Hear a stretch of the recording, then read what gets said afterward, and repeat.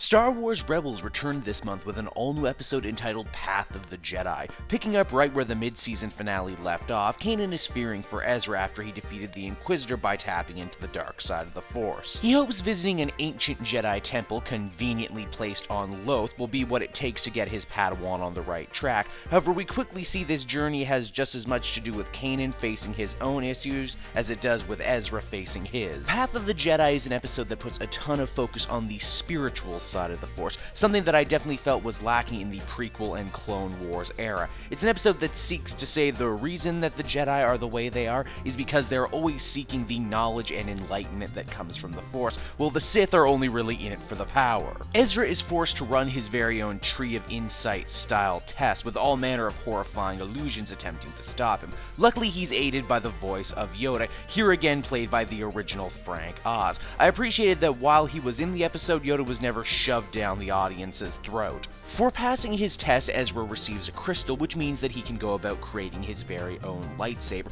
an important Jedi milestone that also seemed to be lost in the prequel shuffle. Better still, Ezra builds it with parts given to him by everyone on the Ghost, so he is quite literally carrying around his new friends and family with him as the episode ends. Path of the Jedi is an episode that perhaps more than any other before it speaks to what kind of shows Rebels really is at heart, and what it's going so right for. It's a true original trilogy experience, one more interested in adventure and wonder than big battle scenes or explosions. Oh, don't get me wrong, it has cool lightsaber fights, but it's not the point. It shows a great amount of restraint and also shows a ton of respect for the audience, that they'll be able to follow along and not get bored with the proceedings. I give this one another 9 out of 10.